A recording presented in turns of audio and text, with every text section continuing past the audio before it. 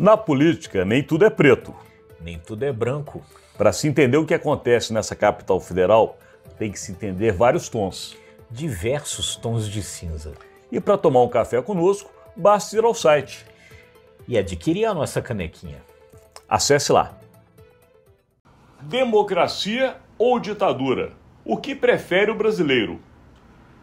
Começa agora Brasília Já. Bom dia, Rodolfo. Bom dia, Alexandre, amigas, amigos. Estamos aí iniciando mais uma semana, agradecendo a sua audiência, depois de um final de semana onde tivemos um feriado de Páscoa.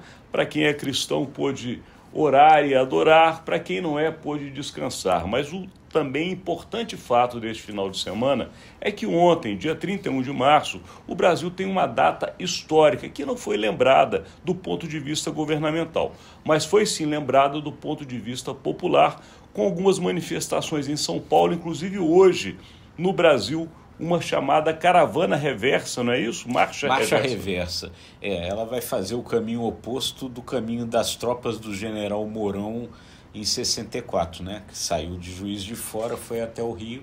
Eles vão sair do Rio e vão até Juiz de Fora. Portanto, essa data marcante, que são 60 anos do golpe militar de 64, tem tudo a ver com uma informação que saiu no final de semana. Uma pesquisa do Datafolha que foi revelada no sábado, onde foram entrevistadas pessoas em todo o Brasil, em quase 150 municípios, com uma margem de erro de apenas 2%, mostrou que 71% dos brasileiros preferem a democracia e apenas 7% querem a ditadura. Agora, o dado interessante, para não dizer preocupante, desta pesquisa, Rodolfo, é que 18% dos entrevistados disseram que não preferem nem ditadura, nem democracia, ou seja, para eles, o regime de governo no Brasil é indiferente. Isso é algo preocupante. De qualquer forma, é um dado que demonstra, justamente nesta data histórica de 60 anos do golpe de 64, como pensa o brasileiro. Bom, com certeza, com certeza. Esses 18% aí, né, quer dizer, indicam que a gente ainda precisa de um pouco mais de educação política no Brasil, de um pouco mais de educação de cidadania no Brasil, né? Mas o dado mais importante, sem dúvida nenhuma, é esse apoio amplo à democracia brasileira, 71%, o que mostra que 60 anos depois do golpe militar de 1964, a democracia parece consolidada no Brasil. Quer dizer, a democracia consolidou-se na mente do brasileiro, o que é muito bom, o que é muito importante e que indica, talvez, que realmente o que se tentou depois no 8 de janeiro não iria mesmo dar certo. Por quê? Porque o apoio para aquelas atitudes era um apoio de uma minoria. E o Datafolha, um dia antes, tinha divulgado um dado que reforça isso, Alexandre. Porque o Datafolha, um dia antes, tinha divulgado um dado dizendo que 63% dos entrevistados não apoia que haja anistia àqueles que invadiram e depredaram os prédios da República naquele 8 de janeiro e tentaram fazer um golpe. Uma coisa que o próprio ex-presidente Jair Bolsonaro pediu naquela manifestação da Avenida Paulista. E aí tem um dado ali nessa pesquisa, só um recorte que eu acho que é importante também, é que 40% dos eleitores do Bolsonaro disseram também que são contra a anistia. É um dado bastante significativo.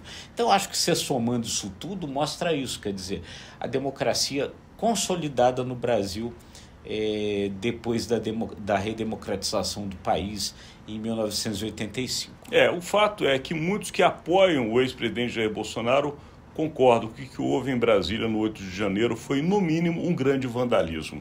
E não concordam com o que houve nos três poderes. De qualquer maneira, essa pesquisa demonstra um outro dado interessante, Rodolfo, porque se a gente somar os 18% que para eles é indiferente, então eles podem aceitar a ditadura. Somados aos 7% que declaram que querem a ditadura, nós temos aí 25%, que coincide muito com o número de apoio do governo do presidente Jair Bolsonaro. 25% a 30% é justamente o número que sempre apoiou o ex-presidente. E está muito dentro desse espectro de pessoas que pensam que a ditadura, ou indiferentemente sendo ditadura, não importa para elas que o Brasil dessa maneira seja governado. Agora, um outro ponto interessante que a gente tem que colocar, e aí é fundamental que o governo brasileiro também tenha esse posicionamento, Rodolfo, porque quando a gente vê um país governado pela esquerda, que tem uma população que em sua grande maioria prefere a democracia, o governo também não deve se posicionar com ditaduras, independente de serem ditaduras de esquerda ou de direita. Ditadura é ditadura. Portanto, no momento que a grande maioria do povo brasileiro prefere a democracia, o governo brasileiro tem esse posicionamento, a coerência deve ser também em todo mundo. O governo brasileiro deve ver com um olhar diferente do que tem visto governos como o da Venezuela, de Cuba e de Nicarágua. E isso mostra muito bem, claramente, porque o ex-presidente Jair Bolsonaro foi justamente para a Embaixada da Hungria, que é uma ditadura. Portanto, o Bolsonaro está coerente com quem o apoia. A incoerência ainda está acontecendo no governo atual. Que, diga-se de passagem aí, né, o presidente Lula, pela primeira vez, fez críticas ali ao processo eleitoral na Venezuela durante o encontro na semana passada com o presidente da França, Emmanuel Macron, falando ali das suas preocupações ali com a eleição na Venezuela. Enfim, o que se deve sempre apoiar quando se defende a democracia, é que numa democracia se admite que em um determinado momento, como aconteceu em 2018, se eleja um presidente de direita e depois se eleja um presidente de esquerda, e ambos aceitem esse resultado como natural da vontade do povo, da vontade da população. O eleitor, na maioria das vezes, ele não é nem de esquerda nem de direita, e ele faz as suas escolhas, e isso daí se chama alternância de poder, que é uma coisa saudável que aconteça. Isso é democracia. Então, independentemente de como você pense, independentemente do lado em que você esteja no espectro da política, você tem que aceitar a existência do outro lado, a convivência contra o lado. Isso é democracia, e viva a democracia. E está comprovado, 71% da população prefere a democracia brasileira. Portanto, aqui nós encerramos este conteúdo de hoje, começando uma nova semana, sempre levando para você que está aí do outro lado os bastidores, a análise política, as informações da capital federal. É isso aí, gente. Então, aquele convite de sempre, se você gostou, curta, compartilhe, acesse imagemecredibilidade.com e se inscreva nos nossos canais, o ICTV e os demais. Obrigado e até amanhã.